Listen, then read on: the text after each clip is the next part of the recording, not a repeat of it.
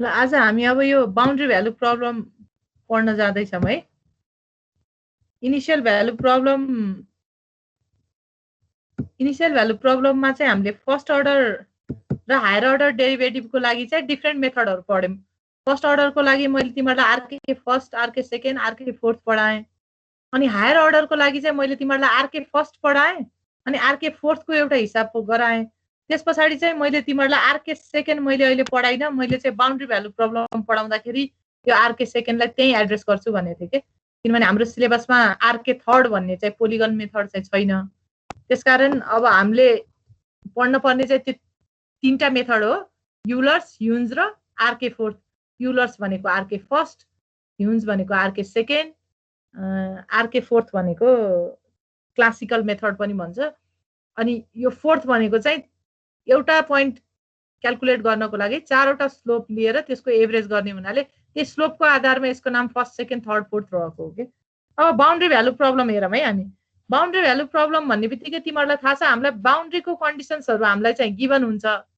Boundary condition थाहा छ भने त्यस्तो प्रब्लमलाई हामीले बाउन्ड्री भ्यालु प्रब्लम भन्छ। भनेको इनिसियल र फाइनल कन्डिसन हामीलाई सबै गिभन हुन्छ, हामी बाउन्ड्री भित्रको कतै केही निकाल्नु पर्यो अथवा त्यहाँ एनालाइसिस गर्नु पर्यो भने चाहिँ बाउन्ड्री भ्यालु प्रब्लम अनुसार हामीले गर्छौँ। किनभने कन्डिसनै कस्तो हुन्छ, इनिसियल भ्यालु प्रब्लम भनेपछि तिमीलाई एक्स नट थाहा थियो, वाइ नट थाहा थियो, अनि तिमी नेक्स्ट पोइन्ट अगाडि बढ्थ्यौ।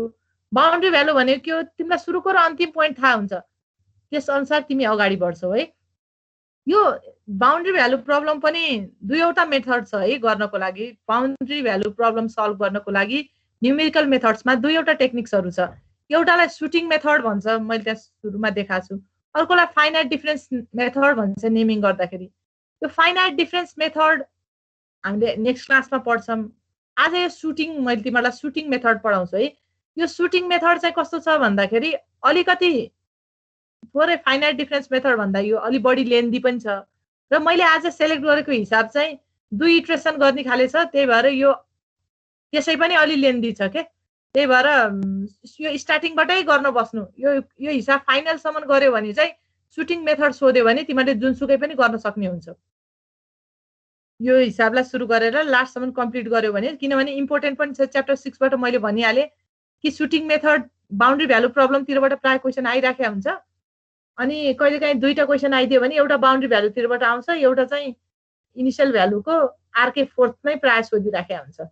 आरके फोर्थको कि हायर सोध्छ कि चाहिँ फर्स्ट अर्डर सोधिराखेको हुन्छ है। अब हेर त, बाउन्ड्री भ्यालु प्रब्लम भनेको कस्तो भन्दाखेरि लेट डिफाइन गरौँ अथवा एजुम गरौँ भनेर मैले एउटा लाइन जस्तो देखाउनलाई बाउन्ड्री देखाइरहेको छु। हेर त, एक्स नट ए छ अरे, एक्स एन बी छ, बाउन्ड्रीका भ्यालुहरू के। वाइ नट सी छ, वाइ एन डी छ। बाउन्ड्री कन्डिसन तिमीलाई सबै गिभन छ। बाउन्ड्री भ्यालु भनेको त्यही होइन र। हामीलाई बाउन्ड्रीको पहिला के हुन्थ्यो, इनिसियल भ्यालुमा एक्स नट थाहा हुन्थ्यो, एक्स एन तिमीलाई थाहा हुन्थ्यो, वाइ नट थाहा हुन्थ्यो, तर वाइ एन तिमीलाई थाहा हुँदैन थियो के। वाइ एन तिमीले पत्ता लगाउँथ्यो। यहाँ चाहिँ के हुन्छ भन्दाखेरि एक्स र वाइका सबै भ्यालु तिमीलाई बाउन्ड्रीका कन्डिसन सबै गिभन हुन्छ। त्यो बाउन्ड्री, त्यस्तो प्रब्लमलाई हामीले बाउन्ड्री भ्यालु प्रब्लम भनेर भन्छौँ है।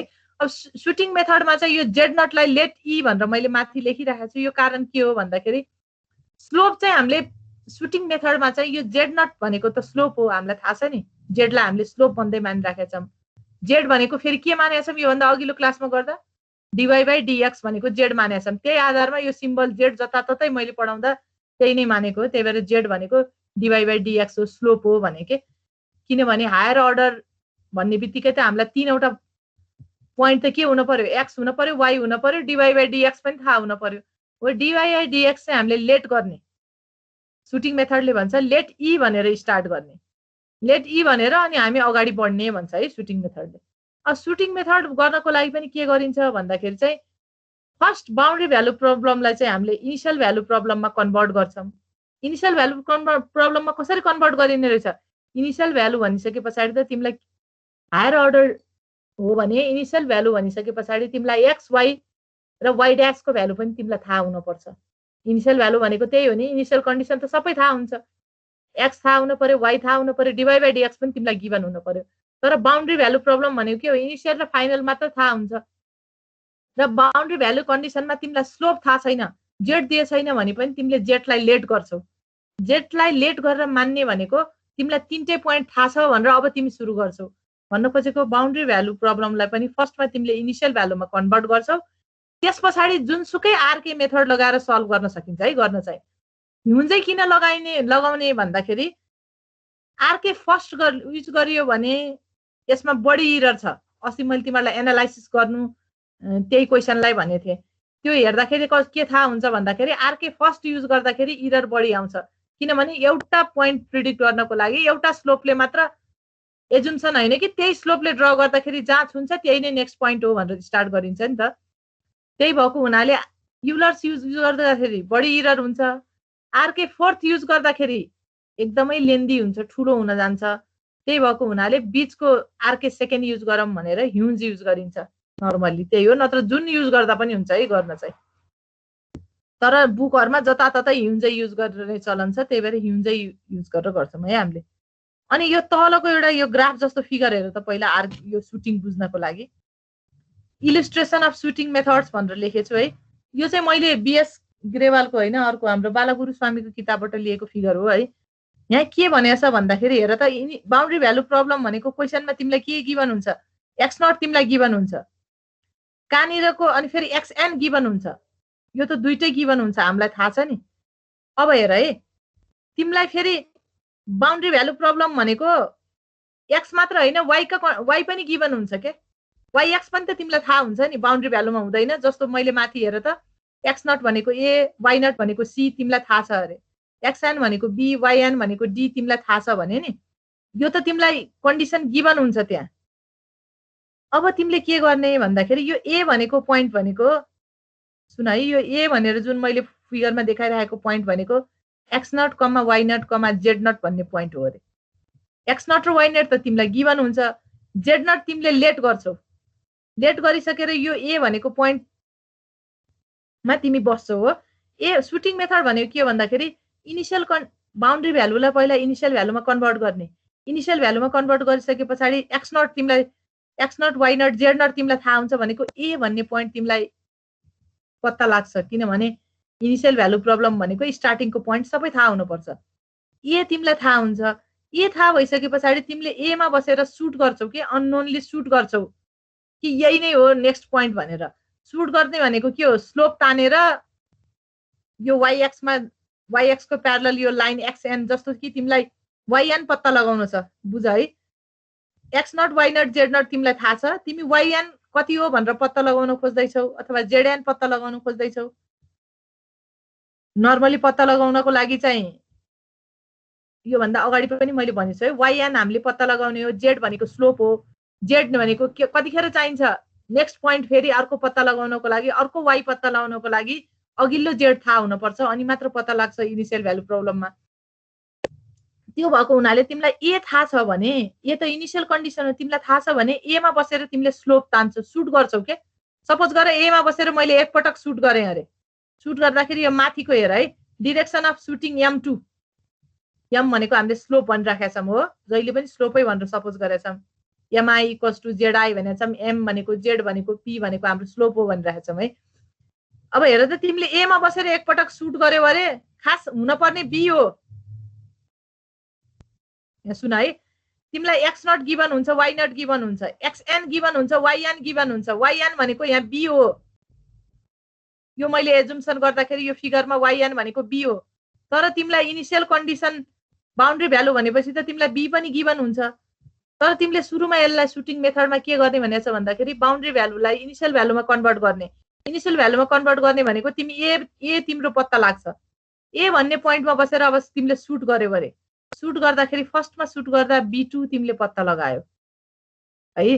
अब B2 आइसकेपछि त आउन पर्ने त बी हो, तिमीले सुट गरेको त मिलेन नि, तिमीले अननोनली हो नि सुट गर्ने भनेको त।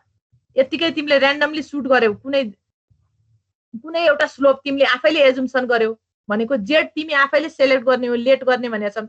जेडलाई तिमीले लेट गर्दाखेरि त जेड भनेको के हो, dy/dx स्लोप हो। यो स्लोप लिएर सुट गर्दाखेरि त B2 मा गएर ठोक्कियो अरे के, यहाँ यो पोइन्ट पत्ता लगायो। अब B2 त होइन, एन्सर त बी हो भन्ने हामीलाई थाहा छ भनेपछि फेरि के गर्न पर्यो, त्यो सुट गरेको मिलेन नि, फेरि तिमी के गर्न पर्यो, त्यही पोइन्टमा बसेर अर्को सुट गर्न पर्यो। अर्को सुट गर्दाखेरि तिमीले M1 भन्ने स्लोप लियौ भनेको फेरि जेडको भ्यालु अघि लेट ई गरेछौ भने ई गर्दाखेरि B2 एन्सर आयो। अब आउन पर्ने त B हो, त्यही भएर तिमीले के गर्यो फेरि लेट एक्ट भनेर अर्को जेड फेरि तिमीले गेस गर्यो भनेको अर्को स्लोप लियो, अर्को स्लोप लिएर सुट गर्यो भने B1 आयो। अब सुटिङ मेथडले के भन्छ भन्दाखेरि दुई पटक त मिनिमम सुट गर्न पर्यो। तिमीले दुई पटक सुट गरिसके पछाडि दुईवटा फाइनल पोइन्ट निकाल्छौ, त्यो फाइनल पोइन्टहरु B1 र B2 हो भने सुटिङ मेथडले एउटा फर्मुला दिएको छ करेक्ट जेड नट निकाल्ने। यो करेक्ट जेड नट निकाल्ने फर्मुला अहिले मैले स्क्रिन यता फर्काउँदा नेक्स्ट स्क्रिनमा यहाँ हेरिराखेको छ है स्लाइडमा। करेक्ट जेड नट भनेको कस्तो भन्दाखेरि तिमीले दुई पटक सुट गर्नै पर्छ। दुई पटक सुट गरिसकेपछि आएका डिफ्रेन्ट प्यारामिटरहरूलाई लिएर हामीले करेक्ट जेड नट चाहिँ एउटा फर्मुलाले दिएछ सुटिङ मेथडको। यो correct z naught equals to M2 minus B2 minus B divided by B2 minus B1, M2 minus M1 ले चाहिँ करेक्ट जेड नट दिन्छ। यो करेक्ट जेड नट चाहिँ तिमीले जेड नट जे माने पनि हुन्छ है, कसैले 1 मान्नु, कसैले 100 मान्नु, कसैले -1 10 1 2 घरमा गर्दाखेरि यो जुन मानेर गर्दा पनि हेर्दा हुन्छ। मैले फिजिकली क्लास भएको भए चाहिँ डिफ्रेन्ट जेड नट मान्न लगाउँथे सबैलाई, तर लास्टमा एन्सर मिल्छ कि मिल्दैन भन्ने कुरा करेक्ट जेड नट चाहिँ सबैको एउटै आउँछ। फेरि करेक्ट जेड नट एउटै आइसके पछाडि अब यो त सुटिङ मेथडले दिएको जेड नट हो, करेक्ट जेड नट आइसके पछाडि फेरि त्यो जेड नट लिएर फेरि तिमीले फेरि सुट गर्छौ। हेर है भन्न खोजेको, तिमीले यो बी पहिला के गर्यौ, एउटा जेड नट ल्याऊ सुट गर्यौ, B2 पत्ता लगायो पोइन्ट, बी आउन पर्ने B2 आइदियो। अर्को जेड नट सपोज गर्यौ फेरि B1 पत्ता लगायो, B1 पत्ता लगायो। अब यति दुईटा थाहा पाइसक्यो, तिमीले के गर्यौ सुट गर्ने बेलामा एउटा स्लोप M2 लिएर सुट गर्यौ, अर्को स्लोप M1 लिएर सुट गर्यौ, B1 र B2 आइपुग्यो। अब तिमीले त्यहाँबाट फर्मुलाले दिन्छ correct z naught. Correct z naught भनेकै M3 हो भनेको के, जेड भनेकै M हो नि भनेको। यो फेरि अब एन्सरले दिएको करेक्ट जेड भनेको के हो, dy/dx हो, स्लोप हो, त्यसलाई M3 भनौँ भनेको के हो। त्यो करेक्ट जेड नट जुन फर्मुलाले दिन्छ त्यो जेड नट लिएर तिमी फेरि सुट गर्दाखेरि त तिमी ठ्याक्कै बीमा आएर मिट हुन्छौ भनेको, कोही फरक जाँदैन के। बीमा आएर मिट भएको कसरी थाहा हुन्छ, बी त बाउन्ड्री भ्यालु हो, तिमीलाई यो बाउन्ड्री कन्डिसन त गिभन हुन्छ बी हो, त्यो बी चाहिँ तिमीलाई गिभनसित ठ्याक्कै मिट हुनुपर्छ, त्यही बराबरै आउँछ अनि तिमीले सुटिङ गरेको मिल्यो भन्ने बुझिन्छ के। भनेको सुटिङ मेथडले चाहिँ यसरी चाहिँ बीचको कुनै पनि कन्डिसन पत्ता लगाउन सकिन्छ भनेको। हामीले यो सुटिङ मेथड प्रुभ गरेर हेरियो भने त अब तिमीलाई के थाहा हुने भयो, x0 देखि xn बीचको जुनसुकै भ्यालु निकाल भन्यो भने पनि सुटिङ मेथड लगाए हुँदो रहेछ भन्ने थाहा हुन्छ के। त्यही भएर सुटिङ मेथडमा त अहिले त तिमीलाई सुटिङ मेथडको क्वेसन एक्जाममा आउँदाखेरि त बी को भ्यालु क्वेसनमा गिभन हुन्छ, तिमीले लास्टमा करेक्ट जेड नट गर्दै गएपछि बी निकाल्छौ र मिल्यो भन्ने थाहा हुने भयो।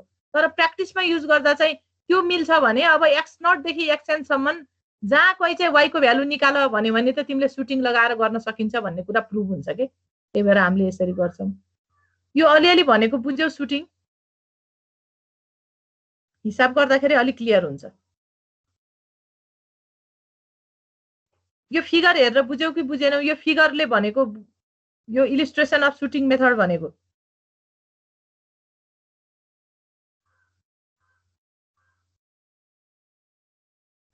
मैले बोलेको त सुनिराखेको छौ?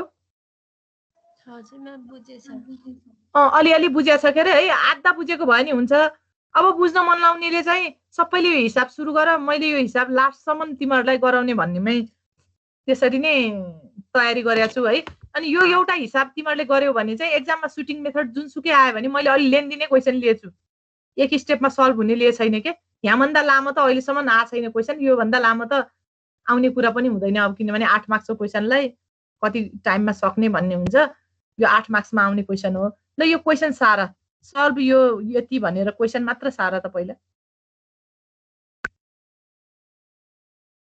मलाई चाहिँ यो फेरि पहिल्यैदेखि बालगुरु स्वामीको किताबबाट यो सुटिङ मेथड एउटा चाहिँ है, सुटिङ मेथड चाहिँ यतैबाट हेर्दाखेरि मलाई सजिलो लागिराखेको भएर मैले यही मेथड गराएको छु। यो गर्यो भने फेरि ह्युन्सको फर्मुला पनि सम्झिने भयो, दुईटै कुरालाई भयो के। अब ह्युन्स सोधिदियो, हायर अर्डरमा ह्युन्स लगाऊ, आरके सेकेन्ड लगाऊ भनेर क्वेसन आइदियो भने पनि सुटिङ जानेपछि त दुईटै काम भयो के।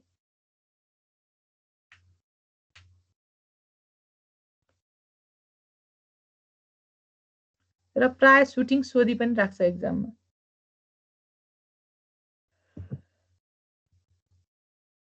यो क्वेसनमा मैले स्टेप साइज 1 भइदिएको भए हामीलाई सजिलो हुन्थ्यो, एकै इटरेसनमा आउँथ्यो, त्यति लेन्दी जस्तो हुँदैन।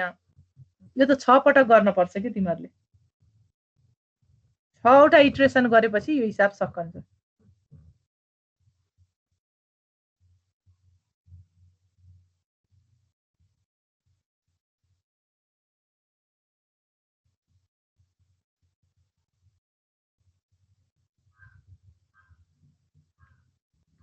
अनि त्यो मैले x0 x1 x2 लेखे जस्तो तिमीहरूले नि लेख त अलिकति सजिलो हुन्छ के। सुरुमा पहिला एउटा दुईटा हिसाब गर्दाखेरि यसरी गर्यो भने सजिलो हुन्छ, त्यसपछि त यो आवश्यक छैन है। फेरि त्यो आफैलाई बुझ्नलाई बनाएको, हामी कहाँ आइपुग्यौँ भनेर यसो हेर्न सजिलो हुन्छ भनेर हो।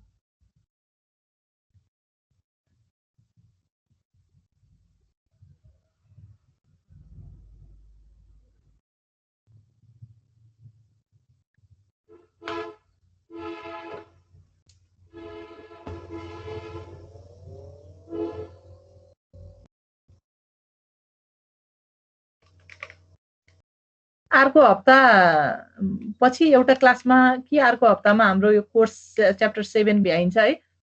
च्याप्टर 7 मा पनि कहिले त दुईटा हिसाब मात्र पढाउने यताउता हुन्थ्यो। मैले चाहिँ 5-7 केही नभए चारवटा टाइप्स चाहिँ मैले पढाउने गरेको छु मिनिमम पनि। त्यो पढाएपछि अबको अर्को हप्ता र सायद एउटा क्लास अथवा त्यसमा भ्याइन्छ। त्यसपछि हामी ल्याब गर्छौँ है। त्यस पछाडि मैले ल्याब अनि तिमीहरूलाई अब एसेसमेन्ट जस्तो टेस्ट जस्तो केही गराउँछु। त्यसको लागि चाहिँ तयारी बस्नु। ल्याब चाहिँ अब दसैँ पछाडि हुन्छ होला त्यो एसेसमेन्ट टेस्ट जस्तो चाहिँ। अनि तिमीहरूको एसाइनमेन्टहरू चेक गरेर रिटर्न गर्ने ती कामहरू म त्यो दसैँको यो कोर्स भ्याइए पछाडि। अनि तिमीहरूले नबुझेको यताउता केही कसो हुन्छ भने त्यतिखेर हेर्छौँ।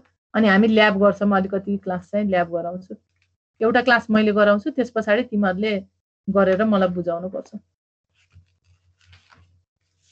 अनि मैले एउटा अल्गोरिदमको कपी बनाइराख्नु, अल्गोरिदम लेख्नु पनि भनेको थिएँ। त्यो चाहिँ म पछाडि फेरि लास्टमा माग्छु है। अब मङ्सिरमा यहाँ आउने भइयो भने किन त्यो फोटो खिच्दै पिडिएफ हाल्न पनि तिमीहरूलाई धेरै टाइम लाग्छ। त्यतिखेर हेरौँला। त्यो चाहिँ त्यो हिसाबको एसाइनमेन्टहरू मात्र पठाउनु। अब त्यस्तो वातावरण भएन भने चाहिँ अब फेरि त्यो पठाउनु पर्ने हुन्छ। अल्गोरिदम चाहिँ ल्याबहरुको मात्रै हो? होइन, मैले सबैको भनेको थिएँ नि। जस्तो हामीले सुरुको क्लासको लेख्यौँ, अनि पछाडि त मैले अल्गोरिदम लेखाइन। यी बोलेका प्रोसेस जति सबै अल्गोरिदम हुन्। अल्गोरिदम त तिमीले हिसाब जानेपछि बुझिसकेका हुन्छौ। अनि फेरि अल्गोरिदम भनेको त एउटा र मान्छेले बुझ्ने किसिमको, जसले पनि लेम्यानले पनि हेऱ्यो भने स्टेप बाई स्टेप प्रोसेस हो। त्यही भएर सोर्स कोड जसरी स्युडो कोड जसरी लेख्न आवश्यक छैन के। तिमीले जस्तो बुझ्छौ त्यसरी लेख्न सकिन्छ के। जस्तो यही क्वेसनलाई हो भने let take initial z naught यो लेख्न पर्यो हो। अब सुरुमा त के हुन्छ, तिम्रो चाहिँ फर्स्ट स्टेप भनेको त तिमीले चाहिँ अब लेट इरर क्राइटेरिया यति भनेर डिफाइन गर्छौ हो। त्यस पछाडि यो हिसाब सुरु गर्नको लागि, आजको सुटिङ मेथड सुरु गर्नको लागि let initial guess be z naught भन्छौ तिमीले। त्यहाँबाट तिमीले अनि गिभन तिम्रो के हुने भयो, एक्स नट वाइ नट, अब जेड नट सबै हामीलाई नन हुने भयो। त्यस पछाडि त अब डु ह्युन्ज मेथड अथवा डु आरके सेकेन्ड अर्डर भनेर अब तिमीले त्यसमा फर्मुला लेख्छौ। त्यसरी लेख्न सकिन्छ भनेको के। अल्गोरिदम भनेको तिमीले कोड जसरी लेख्न परेन, स्टेप बाई स्टेप प्रोसेस हो। मैले हेर्दा पनि बुझ्न पर्यो, अर्को कोही व्यक्ति आएर हेरेछ भने पनि यो पछि यो पछि गर भनेको बुझ्ने हो। त्यसरी लेख भनेको के। अल्गोरिदमलाई लेख्नको लागि धेरै उ गर्नु पर्दैन। जसले हिसाब गर्न जानिसकेका हुन्छ, यो पछि यो भनेर, जस्तो तिमीहरूले साथीलाई सिकाउने बेलामा, आफूले बुझ्ने बेलामा यो पछि यो गर्ने भनेर स्टेप भनिन्छ, त्यही स्टेपलाई लेख्ने मात्र हो त। यस्तै लेख्नुपर्छ भन्ने छैन के। जस्तो गस इलिमिनेसन गर्ने बेलामा पनि डु ब्याकवर्ड सब्स्टिट्युसन भनेपछि त्यो सकियो के। अनि त्यो गरिसके, ब्याकवर्ड सब्स्टिट्युसन गरिसके पछाडि हामीले के पत्ता लगाउँछौँ, फर्स्ट जेड आउँछ, अनि त्यस पछाडि वाइ आउँछ, अनि एक्स आउँछ भनेर लेख्न सकियो के। त्यसरी लेख्ने हो। एउटा दुईटा हेर न, सुरुमा लेखाएको छु त एउटा दुईटाको त्यति फर्मुला चाहिँ लेख्न पर्यो। फर्मुला डु भनेर अब यी कामहरू फर्मुला त लेखिन्छ, ह्युन्ज मेथडको पनि लेखिने पर्यो। करेक्ट जेड नटको फर्मुला यो भन्ने कुरा त्यसमा आउँछ भित्र, तर अरू सिन्ट्याक्स मिल्न पर्दैन भन्यो के।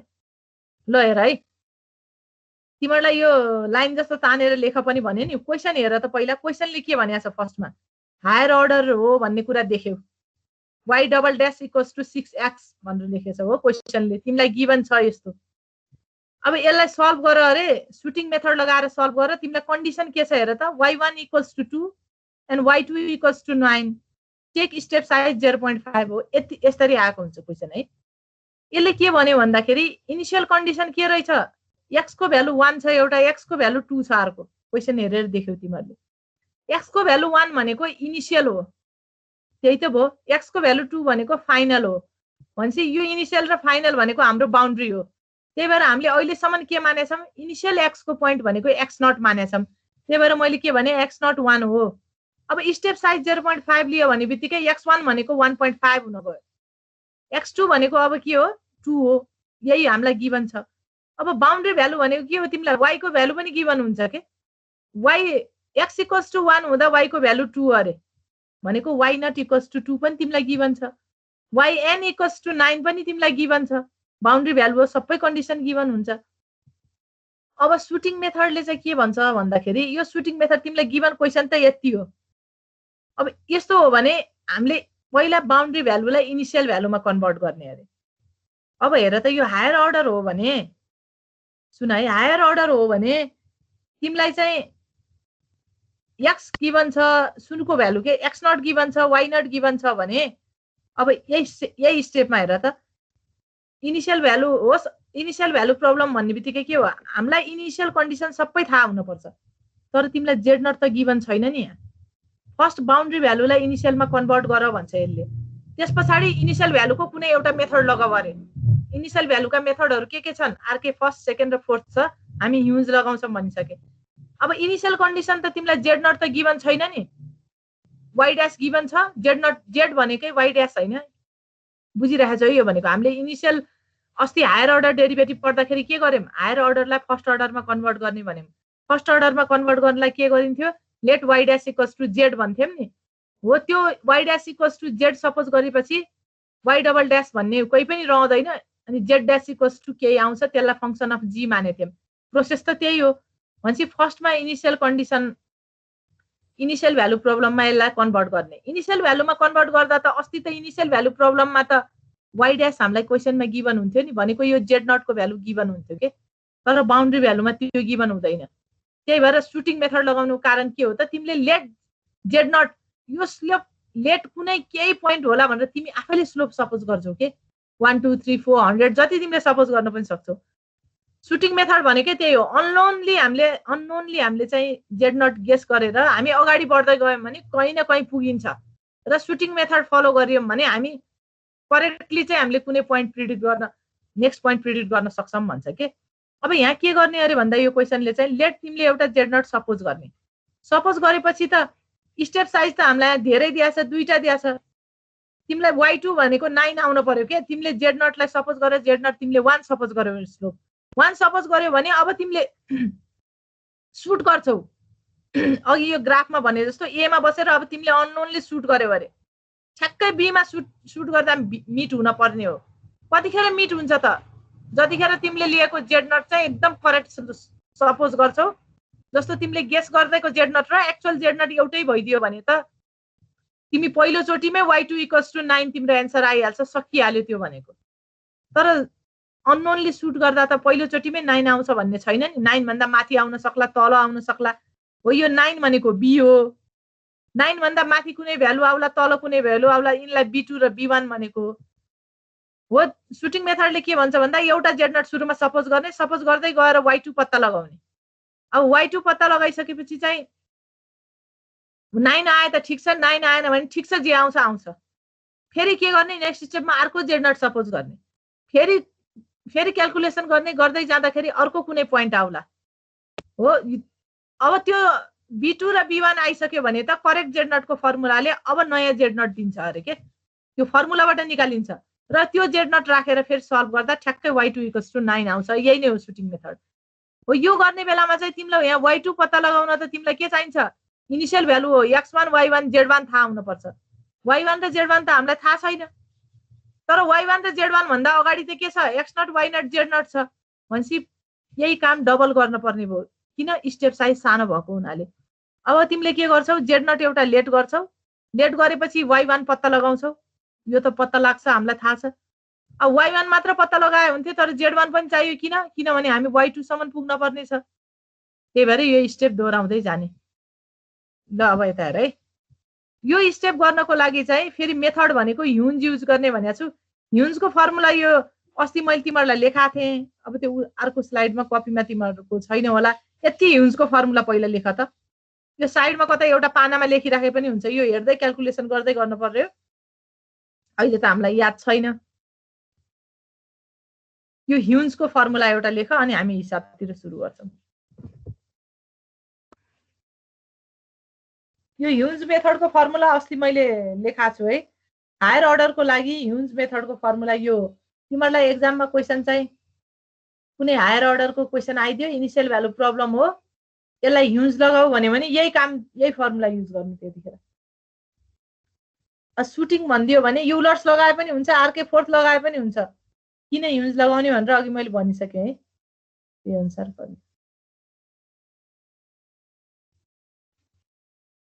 अनि हिसाब 1-2 पटक गरेर हेर्नु है। तिमीहरूलाई इट्रेसन i = 0 राखेर गर्न ठिक लाग्छ कि यो इट्रेसनै नमानिकन गर्छु भन्ने भने तिमीहरूले फेरि त्यहाँ यसो बुझ्न पर्ने हुन्छ।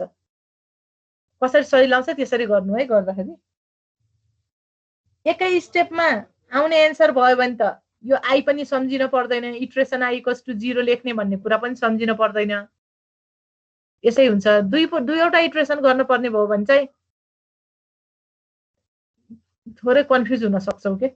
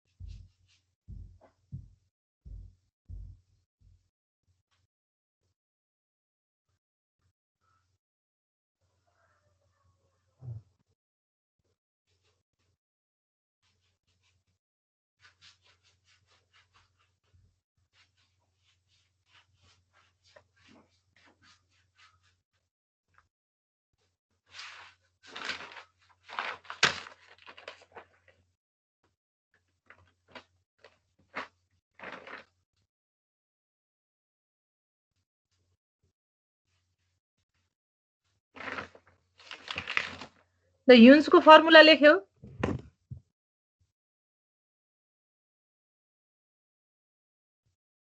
लेखेँ म्याम। ल अब त्यसो भएपछि क्वेसन हामीलाई गिभन के छ हेर त। मैले त्यहाँ सिन्स लेखेछु, त्यो क्वेसन स्टार्ट गरेको है अब लेख्नलाई। हामीलाई गिभन के छ, d² y/dx² = 6x। सुरुमा के गर्ने, अब इनिसियल भ्यालु प्रब्लममा यसलाई कन्भर्ट गर्ने हो। अनि फेरि हामीले फर्स्टमा के गर्न पर्यो, हायर अर्डर डेरिभेटिभलाई फर्स्ट अर्डर डेरिभेटिभमा कन्भर्ट गरेर गरेको नि सबै इनिसियल भ्यालु। त्यही भएर के गर्न पर्यो, लेट y' = z अस्ति जस्तै। z' भनेको अब के आउँछ, ल निकाल त। z' भनेको कति आउँछ तिमीहरूले गिभन क्वेसन जे छ त्यसमा के गर, सुरुमा यहाँ हेर्न पर्दैन है, म भन्दै जान्छु, आफै गर्दा पनि हुन्छ। Let y' = z। यो सपोज नगरिकन त हामीले गर्न सक्दैनौँ। किन, हायर अर्डर डिफरेन्शियल इक्वेसन्सलाई फर्स्ट अर्डरमा कन्भर्ट गरेपछि न अरू मेथड युज गर्ने हो। अस्तिको प्रोसिड्युर पनि त्यही हो। अब यहाँ जे गर्छौ त्यो कुरा चाहिँ अल्गोरिदममा लेख्ने नै त्यही कुरा हो के। फर्स्ट कन्भर्ट अब higher order differential equation into first order, let y' = z भनेर लेख्ने हो त्यहाँ अल्गोरिदम लेख्दा पनि। अनि 2 नम्बरमा के गर्ने, अब z' = यस्तो हुन्छ, अनि कम्प्युट भनेर लेख्न पर्यो। ह्युन्ज मेथड लगाएर कम्प्युट गर भनेर यो फर्मुला लेख्न पर्यो। अनि यी कुराहरू लेख्दै आउने हो। ल y' = z लेखेपछि z' भनेको 6x भनेर आयो। क्वेसनले गिभन छ यो त। ल अब यो z' भनेकै त्यो फंक्सन अफ g अथवा gx, y, dy/dx हो नि, त्यो पनि लेख त। z' = gx, y, dy/dx हो भनेको gx, y, z हो नि, लेख त।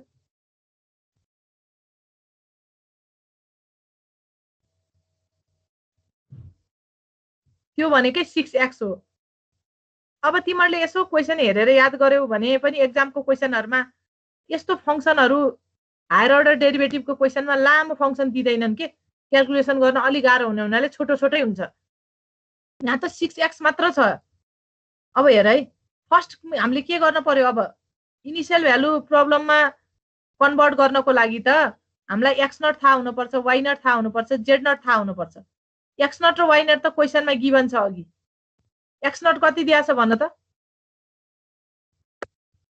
अब त्यो लेख, गिभन के छ, x नट 1 छ लेख, y नट कति छ?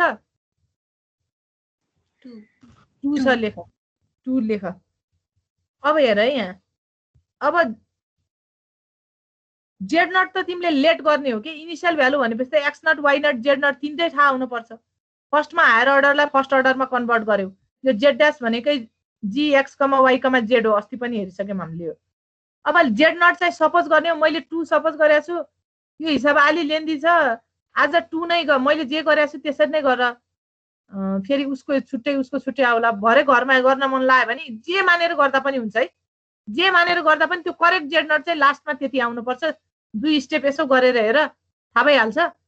कसैलाई म गर्न सक्छु अहिले, म 2 मान्दिनँ भन्ने लाग्छ भने उसले अर्को कुनै मानेर गर्दा हेर्दा पनि हुन्छ। तर सबैजनाले गर्दा चाहिँ मैले अहिले 2 मानम भने है।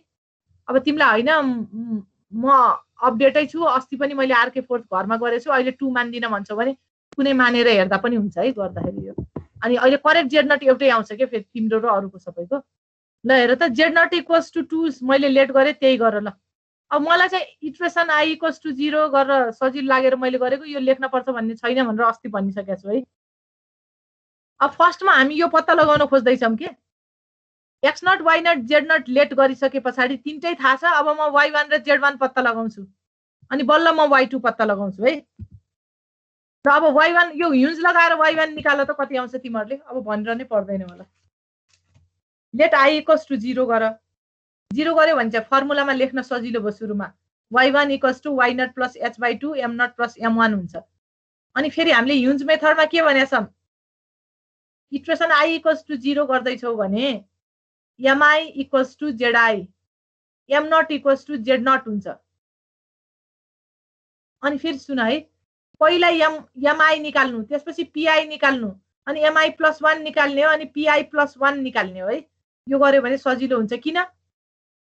किन भन्दाखेरि mi भनेको zi हो, zi को युज pi मा हुन्छ, pi को युज चाहिँ mi प्लस 1 निकाल्दा हुन्छ, mi प्लस 1 को युज भनेको फेरि pi प्लस 1 निकाल्दा हुन्छ के। यो हिसाब गर्दा बुझिने कुरा हो। त्यही भएर अनि म एक लाइन पनि भनेर छोड्छु है, यो pi प्लस 1 भनेको चाहिँ जेड निकाल्दा मात्र चाहिन्छ के, वाइ निकाल्नलाई त्यो चाहिँदैन फेरि। ल अब y1 कति आउँछ निकाल त, बुझेछौ कि छैनौ? यो y1 करेक्ट निकाल्न सक्छौ कि सक्दैनौ? y1 र z1 निकाल त ल, फर्स्ट इटरेसनको लागि। अनि बुझेछौ कि बुझे छैनौ त्यहाँनिर थाहा हुन्छ।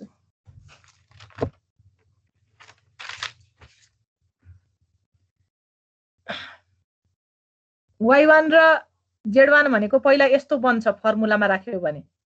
अब तिमीलाई y नट र z नट त थाहा छ, y नट गिभन छ, z नट लेट गरेको छौ, h पनि तिमीलाई दिन्छ क्वेसनमा, थाहा नै हुनु पर्यो। थाहा नभएको के हो, m not m1, p not p1 भनेपछि यो 4वटा पत्ता लगाउनु पर्यो तिमीले। त्यो पछि त y1 र z1 आउँछ। m नट भनेको कति आयो भन त? 2 हो। कसरी? z naught m naught mi equals to zi हुन्छ। इटरेसन 0 गर्दैछौ, m naught equals to z naught. ठिक छ, 2 आयो। अब p नट कति आयो?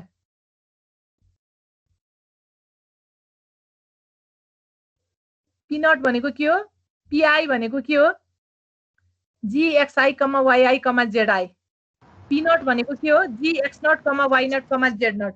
कति आयो भन त?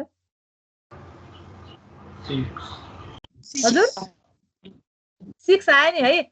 अब तिमीहरूले यसो याद लायो भने यो एक्स नट र y naught Z naught calculate पनि गरिरहनु पर्दैन के। वाइ नट र जेड नट हामीलाई चाहिँदैन, किनभने हाम्रो गिभन फङ्सन नै कस्तो छ, 6x भन्ने गिभन छ के। 6 आयो, ठिक छ। अब mi प्लस 1 m1 कति आयो भन त? ल यो निकाल त, m1 निकाल त। 5 आयो। 5 आयो, ल ठिक छ, यो 5 निकाल्यो भने ल P1 पनि निकाल त, छिटो छिटो निकालेछौ त।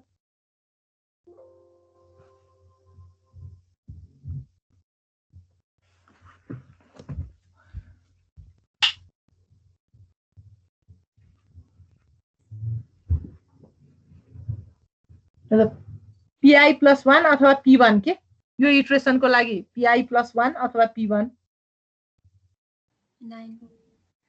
9 आयो है। ल ठीक छ। अब एउटा कुरा भन्छु है, मैले अगाडि यो स्क्रिन लछु, एकपटक स्क्रिनमा हेर त। तिमीलाई यो m का कन्टेन्ट निकाल्दा त केही फरक परेन। m को कन्टेन्ट भनेको त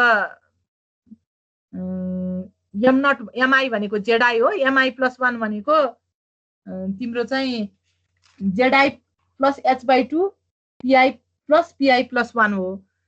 अब तिमीलाई यो p निकाल्ने बेलामा चाहिँ फंक्सन अफ यो g के x, y, z चाहिने हुन्छ के।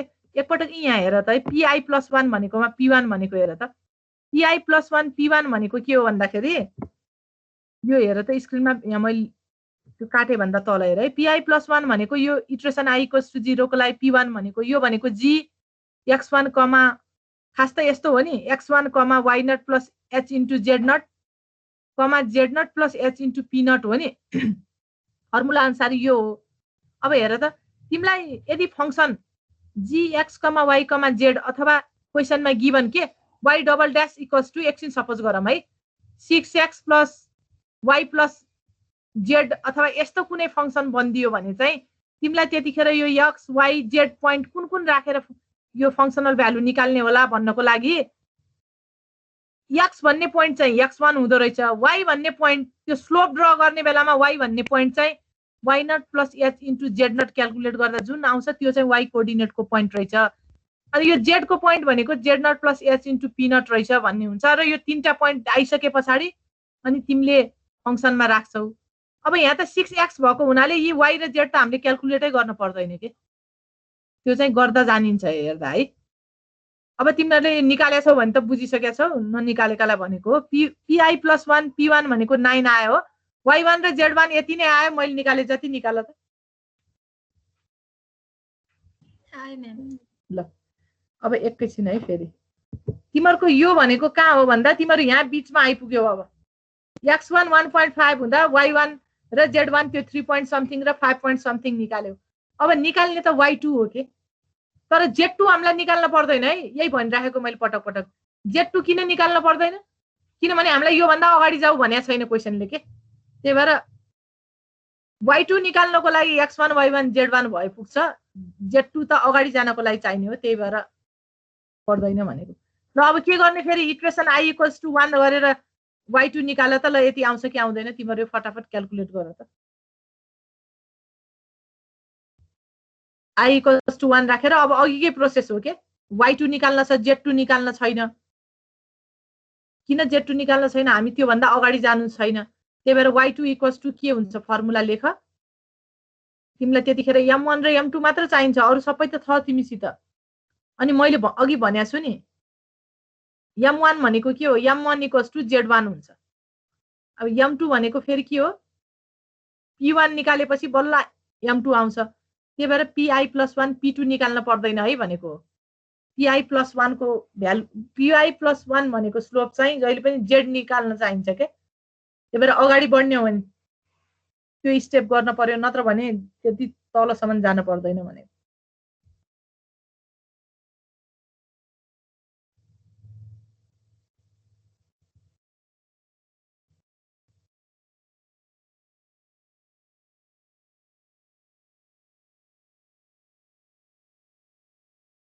y2 यहाँ मैले निकाल्दा 7.75 आछ है, तिमीहरूले गर्दा कति आउँछ हेर त। ल यति नै आयो है। अब 7.75 आयो भनेपछि आउन पर्ने त 9 हो नि, हो कि भन्दा आउन पर्ने त बाउन्ड्री कन्डिसन त 9 दिएको छ नि। x को भ्यालु 2 हुँदा y को भ्यालु 9 भनेको छ, यो त हामीलाई फिक्स हो, बाउन्ड्री कन्डिसन हो। तर हामीले सुट गरेको त मिलेन छ, किन भन्दाखेरि हामीले त सुट गर्ने भनेको अननोनली सुट गर्ने हो। सुट गर्दाखेरि त्यो जुन स्लोप अब यहाँबाट यसरी यति स्लोपमा त्यो सुट गरियो भने त्यहाँ पुग्छ भन्ने थियो, पुगेन त्यहाँ त। त्यो भन्दा त के हाम्रो तल पुगेछ भनेपछि अब हामीले अर्को जेड नट लिएर फेरि यही प्रोसेस रिपिट गर्छौ। अर्को जेड नट लिँदाखेरि जुनसुकै भ्यालु लिन सक्छौ है तिमीले यो जेड चाहिँ सपोज गर्ने बेलामा। अब मैले चाहिँ let Z naught equals to 4 लिए। अब 4 लिएर गर्ने कि कति लिएर गर्ने ल भन त। 4 नै लिएर गरौँ अहिलेलाई है। अनि घरमा फेरि गरे हेर कसैलाई केही समस्या भयो भने फेरि मलाई भन्दा हुन्छ। तर फिजिकली क्लास हुँदा चाहिँ मैले छुट्टा छुट्टै लियो भने चाहिँ यो जुन पनि जे लिए पनि आउँछ है। यसमा चाहिँ कन्फर्म हो फेरि। ल अब अर्को गरौँ त। Let Z naught equals to 4 गर र यही काम फेरि रिपिट गर्ने सुरुबाट। अब y1 र y2 कति आउँछ यो निकाल्दै जाऊ तिमीहरूले। म सोध्दै जान्छु है तिमीहरूलाई फेरि। Let Z naught equals to 4 लेख्यौ। यहाँसम्म आइपुग्यौ। त्यो सँगसँगै जान पर्यो नि। Z not 4 लेख्यौ। रङ भयो भनेर कसो थाहा पाएको रे? यता हेर न तिम्रो लास्टमा y2 को भ्यालु त 7.75 आयो नि। आयो। x इक्वल्स टु 2 हुँदा y को भ्यालु 7.75 निकालेनौ तिमीले? क्वेशनमा हेर त। क्वेशन हेर स्क्रिन हेर त। x इक्वल्स टु 2 हुँदा त y को भ्यालु 9 भनेर गिभन छैन तिमीलाई? ए त्यो भयो। 9 आएको भए त सकिन्थ्यो नि।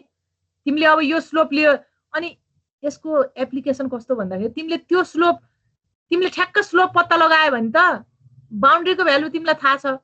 स्लोप पत्ता लगायो भने त अब तिमीले त त्यो जेड नट अनुसार बीचको जुनसुकै पनि त त्यो स्लोप अनुसार फेरि जुनसुकै पोइन्ट पनि त पत्ता लगाउन सक्ने भयो नि।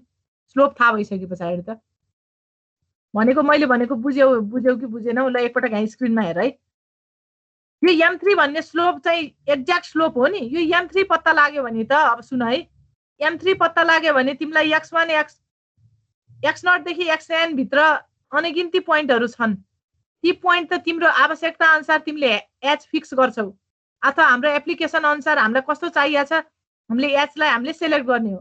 h सेलेक्ट गर्यौ भने अब तिमीलाई यो स्लोप कतिको ढल्काउने स्लोप भन्ने कुरा तिमीलाई थाहा भयो भने अब x बाट माथि तिमीले लाइन तान्यौ भने त तिमीलाई y करेक्ट आउँछ कि आउँदैन भन त। यो भनेको बुझ्यौ कि बुझेनौ? हजुर हजुर। हो त्यो हो के बाउन्ड्री भ्यालु भनेको त। अब बाउन्ड्री थाहा छ चाहिँ किन गर्ने भन्ने हुन सक्छ नि। बाउन्ड्री भ्यालु कन्डिसन अनुसार सुटिङ मेथडले सेटिस्फाई गर्यो भने त अब यही सुटिङ लगाएर त बीचको जुनसुकै भ्यालु पत्ता लगाउन सकिएन त नि। भनेको बुझ्यौ है? स्लोप थाहा भयो भने त बीचको कुनै पनि पोइन्ट त पत्ता लगाउन सकिने भयो नि त। m3 थाहा छ भने त x1 x2 x3 x4 x5 हुँदाखेरि y1 y2 y3 y4 y5 त करेक्ट पत्ता लाग्छ नि। भन्न खोजेको अब यहाँ बीचमा x0 र xn को बीचमा मैले एउटा कुनै पोइन्ट लिए ल x1 भनेर लिए भने x1 बाट माथि डट डट डट तान त m3 मा जहाँ छोइयो त्यही नै हैन y को भ्यालु त्यहाँ। बुझ्यौ है यो भनेको? हजुर हजुर। त्यस्तो भनेको। ल अब जेड नट 4 लिम त नि। 4 लिएर सुरु गर त। ल सुरुबाटै सुरु गर त। जेड नट इक्वल्स टु 4 लियो। जेड नट इक्वल्स टु 4 लियो। म्याम सुन्नु न। हजुर। पछिल्लो भ्यालु चाहिँ बढी लिन पर्छ। बढी लिन पर्छ। बढी नै लिन पर्छ भन्ने नि छैन है। गरेर एकपटक हेर यो। मैले अहिले ठ्याक्कै तिमीलाई यसै भन्न किन सकिन भन्दा यो मलाई क्लासमा गराउँदाखेरि पनि सोध्थे। सोध्ने बेलामा चाहिँ यति नै लिएर गर भन्थे। तिमीले यसो गर नि त। जेड नटलाई चाहिँ अब सुन है एउटा पोइन्ट माथि एउटा पोइन्ट तल नआउँदाखेरि त्यो बी भन्दा माथि र तल आएन भने त तिमीले करेक्ट जेड नट निकाल्न मिल्छ कि मिल्दैन भन्ने कुरा त तिम्रो अहिले करेक्ट जेड नट आइसकेपछि थाहा हुन्छ नि। भन्न खोजेको सुन है।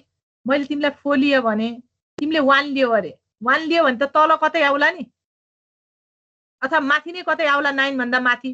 त्यो आइदियो भने त तिम्रो करेक्ट जेड नट नआउन सक्छ नि। तिम्रो त्यो बाउन्ड्री भ्यालु भन्दा तल र माथि हुने गरी सुट गर्न पर्यो के। अनि आएन भने भनेको बुझ्या छैन सुन है। 1 लियो अरे। 1 लिँदाखेरि तिम्रो 1 लिँदाखेरि अहिले हामीले 2 लिँदा 7.75 आयो भने एकछिन मानौँ है 1 लिँदा 6 आयो भने त अब तिमीले फेरि के बुझ्छौ? ए मैले त 1 लिन भएन अब किनभने 2 लिँदा 7.75 आयो 1 लिँदा 6 आयो। म त 9 भन्दा माथिको कुनै भ्यालु आओस् भन्ने मेरो किनभने एउटा तल एउटा माथि आउन पर्यो भनेपछि तिमीले के गर्न पर्यो अब त्यतिखेर तेस्रो इटरेसन गर्न पर्यो के। त्यही भएर जेड सपोज गर्ने बेलामा चाहिँ तिमीले यसरी सपोज गर्नु कि 2 इटरेसन भन्दा बढी गर्न नपरोस् के।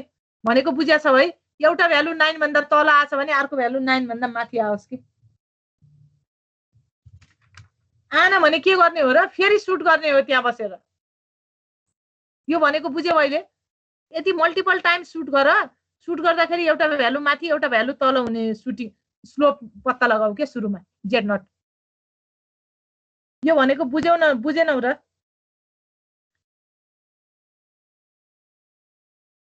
यसो गर न फो गरेर निकाल अब म भन्छु है एउटा कुरा यसको करेक्ट स्लोप भनेको यो क्वेशनको करेक्ट स्लोप भनेको 3 point समथिङ आउँछ अघि 2 लियो भने अब 3 लियो भने पनि 9 आउँदैन के 8 point समथिङ आइदेला अरे 9 भन्दा तल आएन भने त फेरि अर्को स्लोप लिएर फेरि क्याल्कुलेसन गर्न पर्यो के तिमीले लास्टमा स्लोप लिँदा यसरी लिन सक्न पर्यो आफूले चाहिँ सोचेर यसरी लिन सक्न पर्यो कि एउटा बी भन्दा माथि आओस् एउटा बी भन्दा तल आओस् कि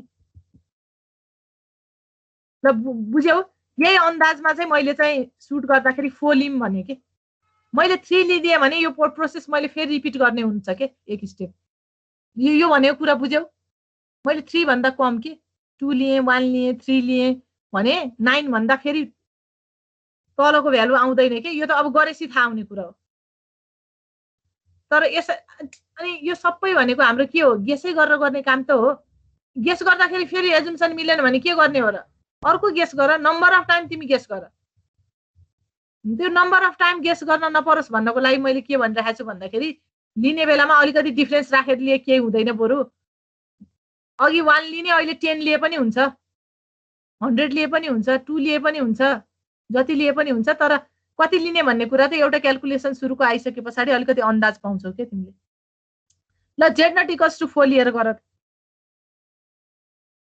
हो यो सबै विचार गर्नलाई चाहिँ घर यही क्वेशनलाई मल्टिपल टाइम यसो हेर न हेर्ने बेलामा के भयो र हाइट मैले 0.5 राखेर गराएको छु 1 लिएर गर न 1 लिएर स्टार्ट गर्दै यत्रो धेरै लेन्दी हुँदैन मैले 0.5 लिएर चाहिँ किन गराएको भन्दाखेरि जाँचमा लामै आछ क्वेशन भने पनि फेरि यो p1 p2 निकाल्दा कन्फ्युज हुन्छौ कि भनेर हो के जेड नट इक्वल्स टु 4 राख्दाखेरि ल भन त कति आयो यम तिमीहरुको जेड नट इक्वल्स टु 4 राख्दाखेरि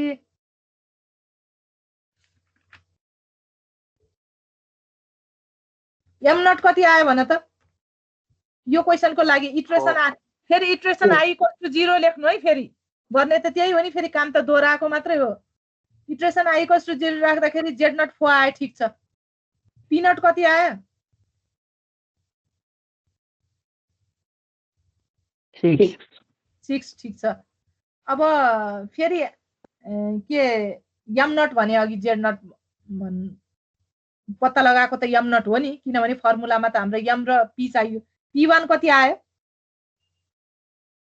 p1 9 आयो है अनि m1 कति आयो 7 आयो है ल अब त्यस पछाडि फेरि के गर्न पर्यो y1 र z1 निकाल्न पर्यो है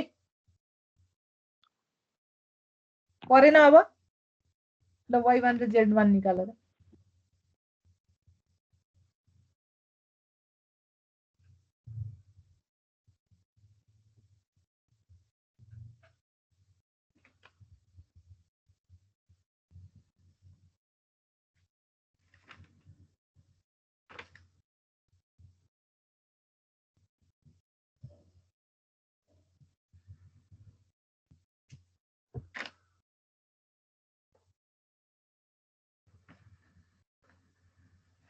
y1 कति आयो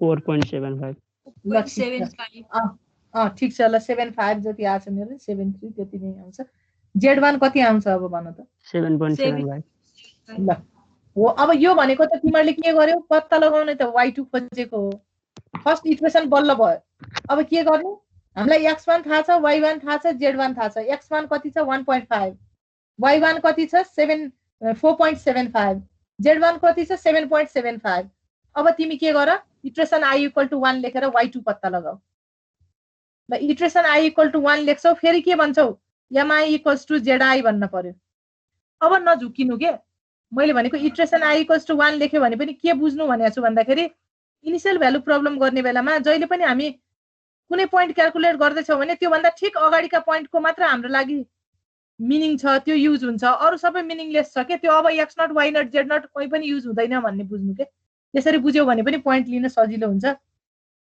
ल m1 इक्वल्स टु z1 गर्न पर्यो हो। अब z1 भनेको 7.75 छ। अब यसरी नै ल तिमीहरूले y2 निकाल त कति आउँछ लास्टसम्म। 9.75 निकालिसक्यौ? हजुर 9 point कति अरे? एउटाले 75 भन्यो, अर्कोले 75 ए ल ठिक छ हो। यति नै आउँछ। अब हाम्रो काम के हो भन्दा अब तिमीले करेक्ट जेड नट निकाल्न पर्यो। अब करेक्ट जेड नटको लागि मैले स्क्रिन यहाँ अगाडि लिएर गर्छु, स्लाइड हेर त। करेक्ट जेड नटको लागि यो फर्मुला छ। अब हेर है, अघि फर्मुलामा यी नोटेसन सबै मैले त्यहाँ लेख्दैछु। m2 भनेको सेकेन्ड जेड नट भनेको छु है। अब यो लेख्ने बेलामा चाहिँ के बुझ्नु, के कसरी गर्नु भन्दाखेरि b भनेको करेक्ट फाइनल भ्यालु भनेको छ। b भनेको करेक्ट फाइनल भ्यालु भनेको b भनेको y को करेक्ट फाइनल भ्यालु अरे भनेको y2 के। तिमीलाई दिएको b भनेको 9 हो है। अब b1 भनेको के भनेको छ भन्दाखेरि final value due to m1 भनेको छ, final value due to m2 भनेको छ नि हो। यो लिने बेलामा चाहिँ तिमीहरूले m1 यो b1 b2 लिने बेलामा यो b2 भनेको चाहिँ जहिले पनि ग्रेटर भ्यालुलाई लिनु, b1 भनेको स्मलरलाई लिनु के। 9 भन्दा तल र माथि माइनस गर्ने बेलामा चाहिँ त्यो याद राखेर गर्नु हो। त्यो b2 भनेको फेरि कुन हो त? तिमीले m2 स्लोप लिँदाखेरि आएको भनेको b2 हुन्छ के, m1 स्लोप लिँदाखेरि आएको भनेको b1 हुन्छ। त्यही भएर फर्स्ट मैले वहाँ फेरि झन् झुकाउला है, मैले वहाँ लेख्ने बेलामा चाहिँ वेयर अघिको स्लाइडमा के यहाँ हेर है, m2 भनेको सेकेन्ड जेड नट भन्दै छु नि। यो तिमीले मान्दाखेरिको सेकेन्डलाई लिए पनि केही फरक पर्दैन है। m1 भनेको जहिले पनि तल माथि केही फरक पर्दैन, किनभने b2 माइनस b1 छ भने यता m2 माइनस m1 छ, खासै फरक पर्दैन, केही पनि फरक पर्दैन के। यसलाई यसरी सजिलो तरिकाले बुझ्छौ भने पनि ठिक छ। अब होइन भने चाहिँ यो m2 स्लोप लिँदाखेरि आएको y को भ्यालु भनेको b2 हो, m1 स्लोप लिँदाखेरि आएको y को भ्यालु भनेको b1 हो। यसलाई फर्स्ट सेकेन्ड जुन भनेर लिँदा पनि हुन्छ, बुझ्न सजिलो हुने हुनाले m1 भनेको फर्स्ट जेड नट भनेको के। त्यही भएर ठुलो सानो भ्यालुमा झुक्किन पर्दैन भनेको। ल भ्यालु पुट गर त। अहिले पुट गर्ने बेलामा सोच्थ्यो होला यो अब यस्तो आए के गर्ने भनेर, त्यो फरक पर्दैन है। जस्तो कसैले पहिला 2 मान्न सक्छ, कसैले 4 मान्न सक्छ, अन्त त्यो फरक पर्दैन के। अनि मैले के भनेको छु फेरि, जसले जे माने पनि हुन्छ यो स्लोप। तिमीले पो अहिले 2 र 4 सबै 40 जनाले अहिले हिसाब गर्न बसेको भए 2 र 4 मानेछौ। 40 जनाले 40 वटा एजुम्सन मान्न सकिन्छ। 40 वटा मान्दा पनि करेक्ट जेड नट त एउटै आउँछ है फेरि सबैको। त्यो आउनै पर्छ, आउँछ पनि।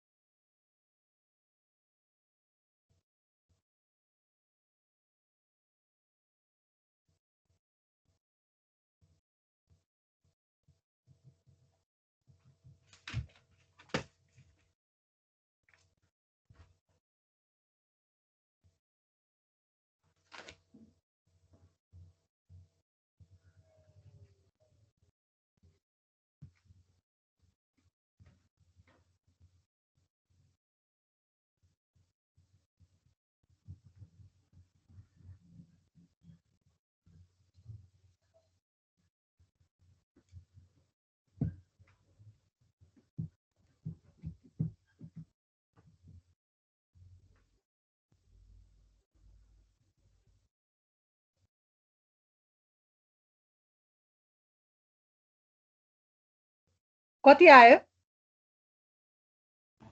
3.25 अब सबैको त्यति आयो गर्ने जतिको 3.25 आयो आयो अब एउटा कुरा तिमीहरू के क्लियर हो भन्दाखेरि जस्तो एकछिन म भन्छु सुन है तिमीले जस्तो तिमीहरू मध्ये कसैले गर्ने बेलामा 2 र 4 नै गरे मरे हामीले जस्तो तिमीले चाहिँ फर्स्ट जेड नट 2 मान्यौ साथीले फर्स्ट जेड नट चाहिँ 4 मान्यो अरे बुझिरहेछौ है फर्स्ट जेड नट 2 मान्दाखेरि चाहिँ साथीको 7.75 आयो भने अर्कोले त फर्स्ट जेड नट त 4 मानेको छ उसको 9.75 आयो भने उ पनि झुक्किन परेन है सबैले फर्स्ट जेड नट भनेकोमा तिमीले आफूले जुन मानेछौ त्यो राख्यौ भने केही फरक पर्दैन के मैले भनेको बुझिरहेछौ कि छैनौ b2 - b1 छ m2 - m1 छ त्यो जसरी पनि माइनस हुने हो माइनस माइनस काट्टी यताउता भइकन एन्सर त 3.75 नै आउँछ के जस्तो तिमीहरूले अहिले गर्ने बेलामा फर्स्ट जेड नट के राख्यौ भन त फर्स्ट जेड नटको भ्यालु के राख्यौ 2 राखेको 2 राख्यौ सबैले 2 राखेर गर्यौ नि अब के गर भन्दाखेरि अहिले एकछिन पछाडी गरे पनि हुन्छ फर्स्ट जेड नटको भ्यालु 4 राख्नु सेकेन्ड जेड नटको भ्यालु 2 राख्नु जसो गरे पनि आउन त जेड नट 3.75 आउँछ के त्यही भएर हामीले तल आएकोलाई फर्स्ट मान्ने कि माथि आएकोलाई सेकेन्ड मान्ने कि फर्मुला के हो भनेर झुक्किन केही पनि पर्दैन जुन गरे पनि हुन्छ एउटा पोइन्ट तल एउटा पोइन्ट माथि त पर्नै पर्यो परेन भने के गर्ने त दुई इटरेसन गर्दा पनि पहिला एउटा जेड नट 2 सपोज गर्यो अरे 7.75 आयो फेरि 4 सपोज गर्दाखेरि 8.75 आइदियो अरे अब आयो भने त के गर्ने त फेरि तेस्रो जेड नट सपोज गर्न पर्यो के अनि करेक्ट जेड नट निकाल्ने बेलामा त दुईवटा जेड नट मात्र लिने हो नि हो एउटा 9 भन्दा माथिको लिनु एउटा 9 भन्दा मुनिको लिएर गर्नु पर्यो भन्न खोजेको तिमीले जेड नट सपोज गर्ने बेलामा 9 भन्दा माथि एउटा भ्यालु आउनु पर्यो 9 भन्दा मुनि एउटा आउनु पर्यो किनभने करेक्ट जेड नट त यी दुईटा पोइन्टबाट मात्र आउने हो है अब ल 3 पोइन्ट लेखेछु यहाँ हेर त repeat the same procedure taking Z naught equals to 3.25 अहिले त हामीले सुटिङ मेथडमा यो एक्जाममा देखाउने भनेको त चेक गरेर हामीले निकालेको ठिक छ भनेर देखाउने हो के चेक गरे जस्तै हो त्यही भएर y2 9 आउन पर्छ अब यो स्टेप फेरि गर त जाँचमा गरेरै देखाउनु पर्छ है फेरि अनि y2 इक्वल्स टु 9 आयो भने सुटिङ मेथडले चाहिँ सुटिङ मेथडको फर्मुलाले चाहिँ जेड नट करेक्ट निकाल्न सिकाउँदो रहेछ र करेक्ट जेड नट पत्ता लाग्नु भनेको त हामीलाई बाउन्ड्रीका पोइन्टहरू थाहा छन् भने हामी जुनसुकै पोइन्ट पनि पत्ता लगाउन सक्छौँ बाउन्ड्री भित्रको भनेको के ल जेड नट 3.25 राखेर यसो अलिकति गर त दुई लाइन गर त यसो एन्सर आइहाल्छ यो धेरै बेर लाग्दैन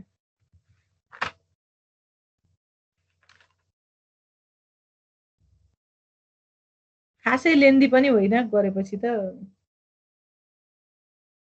ल भन त एम नट कति आयो इटरेसन आई इक्वल्स टु 0 मा एम नट कति आयो 3.25 ल पी नट कति आयो 6 6 इन्टु एक्स नट को भ्यालु कति छ 1 हैन 6 आयो अब m1 कति आयो 6.25 अनि p1 9 तिमीले अहिले गरेको कि गरिसके थियौ यो हिसाब भर्खर गर्दै हो म्याम हो हजुर y1 पनि निकाल्यो भइसक्यो कति हो 4.375 तिमीले कहाँसम्म निकाल्यौ र मैले म्याम गरेर इटरेसन 2 सम्म y2 9 आयो हजुर हो ल ठीक छ तिमीहरू अरूहरूले नि गर्दैछौ ल गर त यो कम्प्लिट गर त y2 9 आउँछ हो यसैलाई बाउन्ड्री भ्यालु प्रब्लम भन्छ बाउन्ड्री भ्यालु क्याल्कुलेट गर्न पनि दुईवटा मेथड हुन्छ तिमीहरूलाई एक्जाममा बाउन्ड्री भ्यालु लगाएर क्वेसन सल्भ गर भनेर आयो भने यो नगर्नु लामो हुन्छ फाइनाइट डिफरेन्स एकदम सजिलो छ सानो थोरै एक स्टेप गरे पछाडि गस इलिमिनेसन जस्तै सिस्टम अफ लिनियर इक्वेसन्स बन्छन् अनि गस इलिमिनेसन लगाए पनि भयो तीनटा भन्दा बढी आयो भने ज्याकोबी सेडियल लगाएर गरे पनि भइहाल्छ अब सुटिङै भनिदियो भने चाहिँ यो गर्नै पर्यो y2 9 आउँछ कि आउँदैन अरु कसै एकजना अरु कसैले गरो त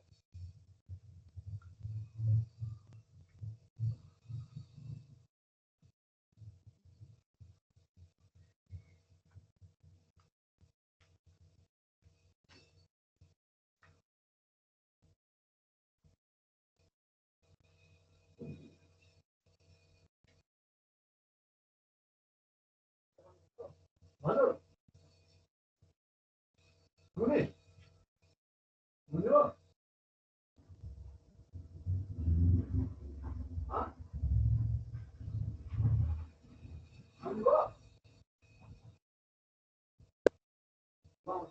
एउटा गर्यो भने अब एक्जामको क्वेसन यसो कि प्र्याक्टिस गर न एउटालाई आज यसो घरमा हेर जे मानेर गर्दा पनि हुन्छ केही फरक पर्दैन है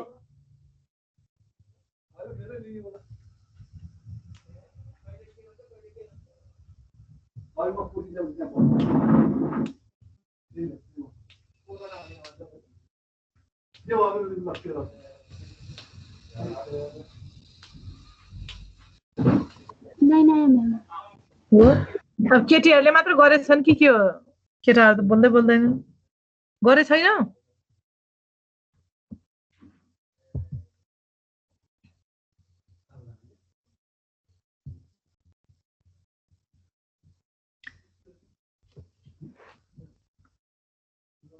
अनिस गरेछौ कि छैनौ गरे छैन यो गरिरहेको कुन मेथड लगाएर सल्भ गर्दैछौ भन त हजुर कुन मेथड आरके कुन लगाछौ कस्तो कुन मेथड यो क्वेसन यो क्वेसनलाई चाहिँ तिमीले आरके रुन्जे कुत्ताको कुन चाहिँ मेथड लगाएर सल्भ गर्दैछौ युजिङ भन्नु भएन अघि भर्खर हो ल तिमीले बन्द गर त म अर्कोलाई सोध्छु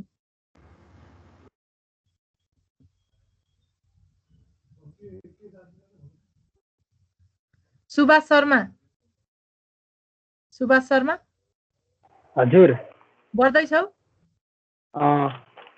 कति इटरेसन गर्यौ तिमीले मैले यो सेकेन्ड इटरेसन कति एन्सर निकाल्यौ सेकेन्ड इटरेसनमा सेकेन्ड इटरेसनको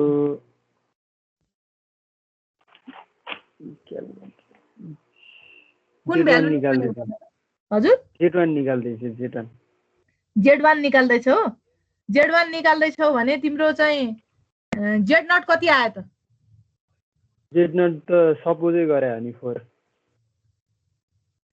तिमी कुन गर्दैछौ अहिले अघिल्लो हिसाब के अघिल्लो हिसाबको Z0 4 सपोज गरेर त्यो तिमी Y1 निकाल्दैछौ बल्ल के Y2 निकाल्दैछौ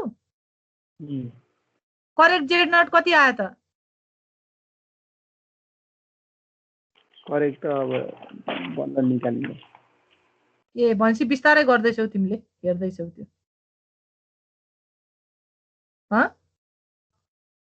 हजुर ए ल हुन्छ राख त तिमीले नि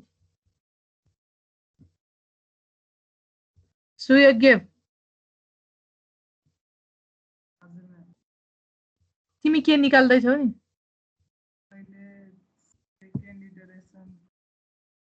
सेकेन्ड इटरेसनको करेक्ट Z0 निकाल्यौ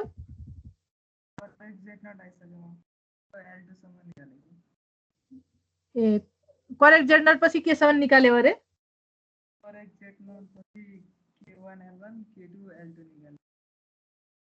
ए ल गर निकाल्दा त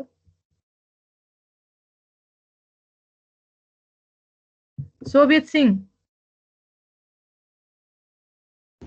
यस मैम के निकालेछौ तिमीले भन त सेकेन्ड इटरेसनमा Z2 र Y2 सम्म Z2 किन निकाल्ने त नि Z2 किन निकाल्न पर्छ र त्यहाँ आवश्यक छ Z2 निकाल्न आवश्यक छ कि छैन त्यो क्वेशनमा छैन Z2 कति निकाल्यौ नि ल भन त Z2 कति निकाल्यौ तिमीले 13 अनि त्यो Z2 को आवश्यक छ र त्यहाँ छैन Z2 भनेको चाहिँ तिमीलाई Y3 निकाल भन्यो भने आवश्यक छ त्यही भएर Z2 आवश्यक छैन है करेक्ट Z0 कति आयो तिम्रो Z0 निकाले छैन म्याम त्यसो भए तिमीले करेक्ट Z0 को फर्मुला सम्म आइपुगे छैनौ किन र गर्दैछु म्याम हो ल अहिले म सोध्छु त्यहाँ गएर त ल राख अब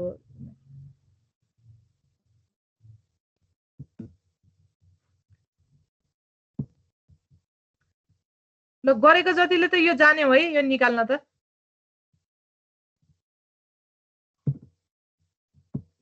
सुटिङ मेथड भयो है क्लियर म्याम सुन्नु न ल भन मेरो त 8.8 आयो कि ट्याक्कै 9 आएन हुन्छ होला नि दादा 8.8 आयो कति लिए थियौ र भ्यालु तिमीले जेड नट कति सपोज गरे थियौ जेड नट त त्यही 3.25 हो लास्टमा आएको त 3.25 आएपछि त 9 नै आउँछ त कहाँनिर क्याल्कुलेटर हान्न मिस्टेक गर्यो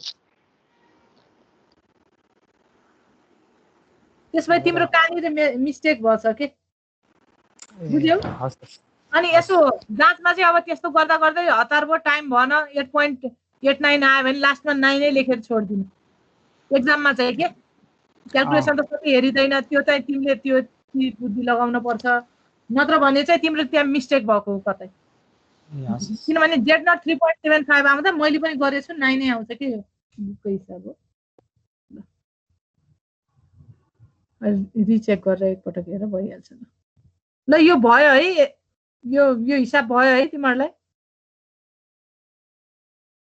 करेक्ट जेड नट 3.25 निकाल्न सक्यौ भने एक इटरेसन गरे पछाडि आउने हो त्यतिसम्म निकाल्न जानेकाले सुटिङ सक्छ गर्न अब यो सुटिङलाई मात्र होइन कि फेरि तिमीले ह्युज पनि जान्यौ फर्मुला यति याद भयो भने त ह्युजलाई पनि काम लाग्यो र सजिलो हुन्छ तिमीहरूलाई ल सुटिङमा केही छ र छैन है केही नभए आजलाई यति गरौँ फेरि फाइनाइट डिफरेन्स 10-15 मिनेटमा अब भ्याइँदैन भोलि फाइनाइट डिफरेन्स एउटा लास्ट कन्टेन्ट पढाएर फाइनाइट डिफरेन्स लास्ट कन्टेन्ट पढाएर मैले च्याप्टर 7 को एउटा कि दुईटा हिसाब गराउँछु पहिला त त्यति दुईटा मात्र गराइन्थ्यो 10औं साल चाहिँ त्यही दुईटा हिसाब मात्र रिपिट हुन्थ्यो जहिले पनि एउटा गरेपछि अर्को त्यस्तै हो च्याप्टर 7 एउटा क्लास भन्दा धेरै पढाइ हुन्थेन पहिला आजकल चाहिँ कहिले कहिले यताउता सोधिदिन्छ मैले चाहिँ 4-5 खाले चाहिँ पढाउने नै गरेको छु सोध्दैनन् ती सोधे पनि मैले देखेको छैन 2-3टा मेथड त तर अब हाम्रो सिलेबसमा छ हामी हेर्छौं त्यही भएको हुनाले 2-3 क्लास जति च्याप्टर 7 लाई लाग्छ के नत्र त खास चाहिँ भोलि आउने क्वेशन त्यो भोलिको क्लासमा पढाउने चाहिँ 90% त्यो क्वेशन सोधिया हुन्छ पहिले हाम्रो पालामा पनि त्यही सोध्थ्यो भ्यालु पनि त्यस्तै हुन्थ्यो अहिलेसम्म पनि त्यही रिपिट हुन्छ आजकल कहिले कहिले एउटा दुईटा फरक सोध्ने गरेछ त्यही भएर भोलिको क्लास चाहिँ त्यो च्याप्टर 6 पढाएर त्यता सुरु गर्छु मैले आजलाई यति गरौँ हाम्रो ल्याबको कुरा चाहिँ के हुन्छ ल्याब